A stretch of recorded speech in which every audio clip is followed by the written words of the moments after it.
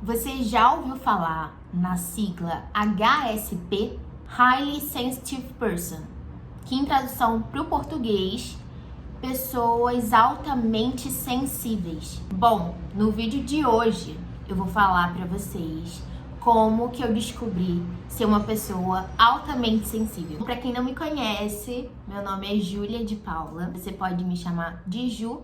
Nesse vídeo de hoje, eu queria compartilhar com vocês como que eu descobri essa categoria de pessoas altamente sensíveis e como também eu consegui me encaixar dentro dessas características.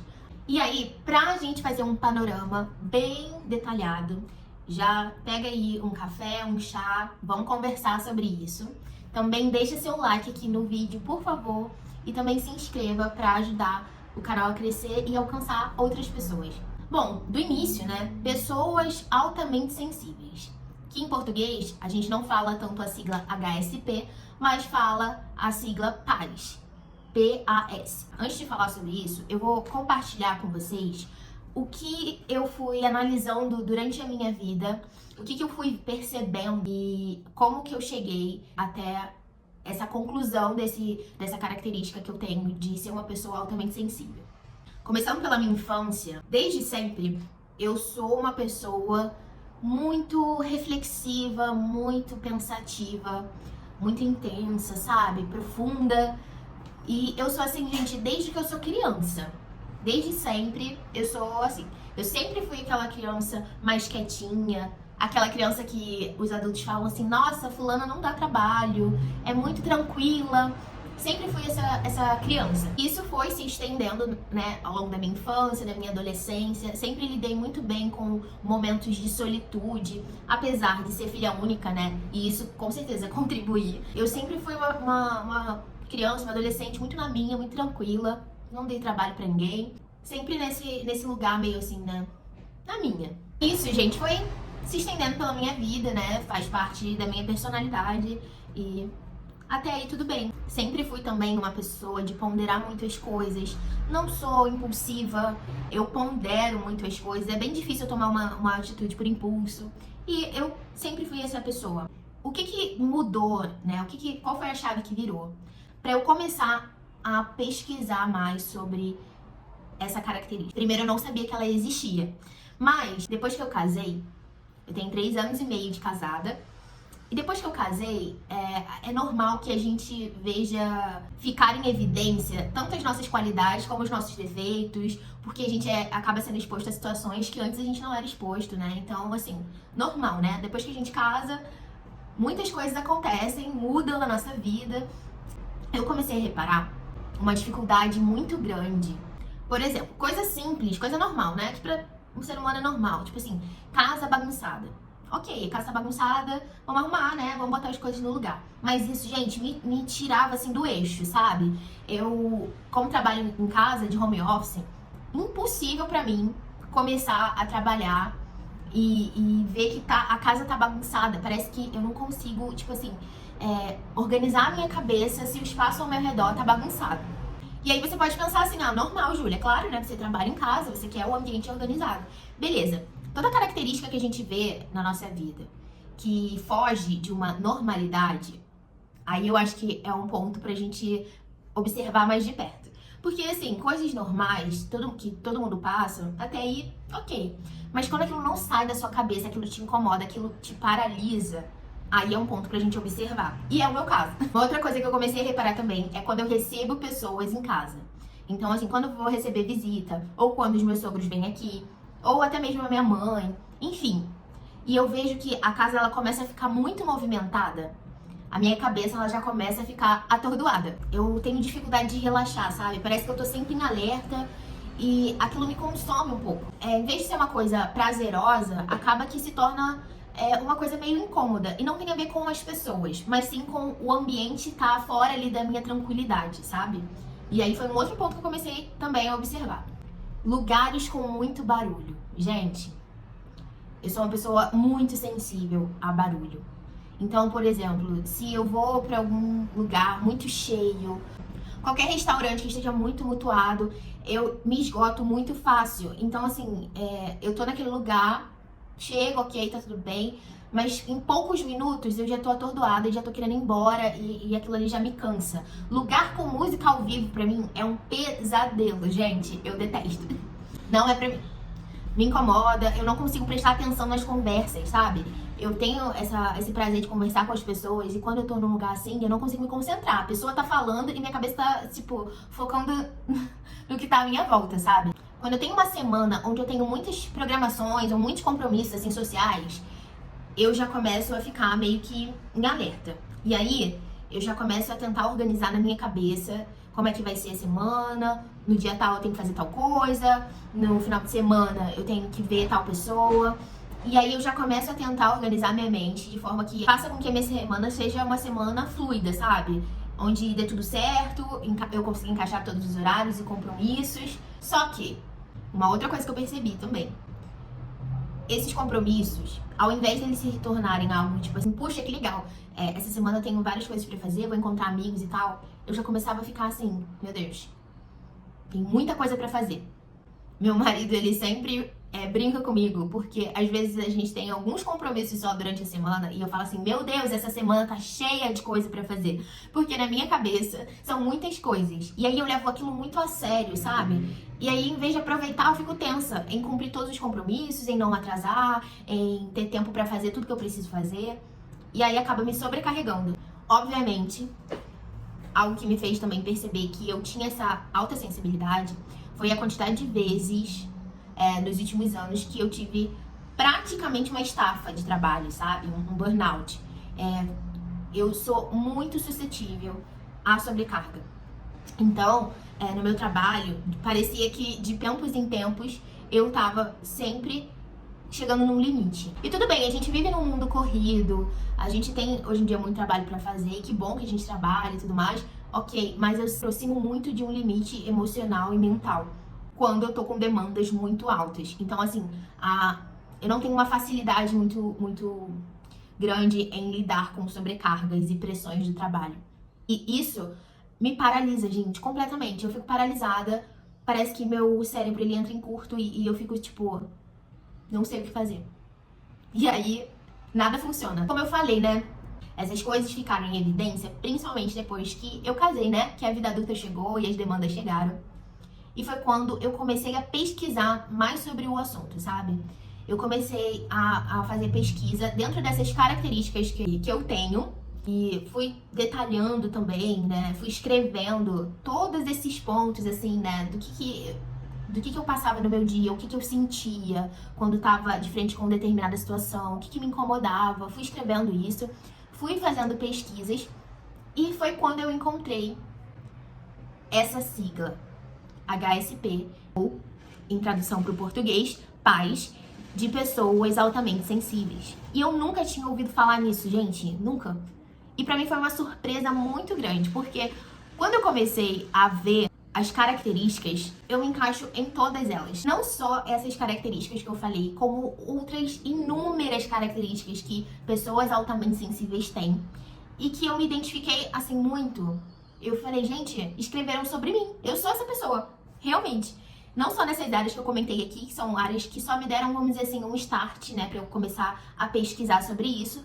Mas eu encontrei um leque de outras características, que elas são pessoas de muita profundidade, como eu comentei com vocês no início do vídeo sobre a minha vida, a minha infância. São pessoas com sensibilidade sensorial a estímulos externos, como música, ambientes, até mesmo lugares com muitas luzes, por exemplo. São pessoas com alta empatia e intuição.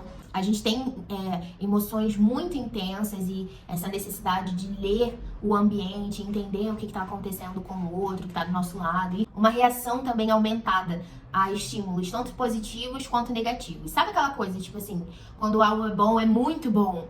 Mas quando algo é ruim, é muito ruim. Então, até questões, tipo, como sensibilidade, tipo assim, calor. Quando a gente tá com calor, a gente tá, nossa, com muito calor, reclama até mais do que os outros. E quando tá com frio, também é muito frio, só você tá sentindo frio, ninguém tá sentindo nada e você tá com muito frio, sabe? São coisas bem intensas. Pesquisas apontam, né, que o cérebro de uma pessoa altamente sensível, ele processa as informações de forma mais detalhada, sabe? É aquela pessoa bem detalhista, bem pensativa, não deixa passar nada. E isso, é claro, né, são alguns pontos, como eu falei, mas que geram impacto na nossa vida, né? Os impactos positivos, por exemplo, são um pouco desse que eu já falei, né? Pessoas profundas, que geram bastante conexão com pessoas, pessoas que são muito criativas, muito observadoras, geralmente têm um grande apreço por arte, por música, por natureza, que é uma coisa bem forte em mim. Podem ser pessoas extremamente empáticas e boas ouvintes. O lado negativo é que são pessoas que se sobrecarregam facilmente, especialmente nesses ambientes desorganizados e barulhentos e caóticos. Tendem a ser pessoas muito autocríticas e acabam se isolando um pouco, principalmente quando se sentem esgotadas emocionalmente. O que, para uma pessoa altamente sensível, acaba acontecendo com muita recorrência. E assim, eu fui atrás, né, dessas características, fui pesquisando e descobri que quem criou esse termo foi uma psicóloga americana chamada Elaine Aron, que inclusive é escritora do livro Pessoas Altamente Sensíveis. Existe um livro, né? E o que me deixou muito feliz, por sinal, que eu logo fui atrás, tenho ele aqui, ó, pra mostrar pra vocês. Acho que vai ficar invertido, mas Pessoas Altamente Sensíveis. Existe um livro, gente, que é maravilhoso e explica tudo em detalhes sobre essa característica. E se você tem se identificado, você já pode correr atrás desse livro. Então, essa psicóloga, ela iniciou esse estudo já tem muitos anos, baseado em pesquisas, tudo bem, assim, né, direitinho, onde ela conseguiu entrevistar pessoas com essas características, até, né, chegar a essa conclusão dessa sigla que ela nomeou e tudo mais. É bem legal, você pode depois pesquisar mais sobre esse assunto. E até um ponto importantíssimo que eu queria deixar aqui bem claro: isso não é um transtorno. Não é um transtorno mental, não é um transtorno da sua personalidade. É importante lembrar, gente, deixar isso bem claro. Não é um transtorno. Inclusive, essa psicóloga, ela vai explicar que é somente um traço na sua personalidade. É como temperamentos, como a própria personalidade, né? Não são transtornos, são características de cada indivíduo. Inclusive, essa característica, ela não é exclusiva de um temperamento, né? Ou de um tipo de personalidade. Diversas pessoas com personalidades diferentes, temperamentos diferentes, podem compartilhar desse mesmo traço na personalidade, né? Pode ser algo genético, pode ser algo que você carrega, de repente, da sua família. Você pode ter até um pai ou uma mãe que também tem essa tendência a esse traço, né? Essa característica. Porém, a psicóloga deixa muito claro que os fatores ambientais, assim, né, vamos dizer, eles também contribuem muito. Porque é aquilo, gente, nenhuma pessoa é igual a outra.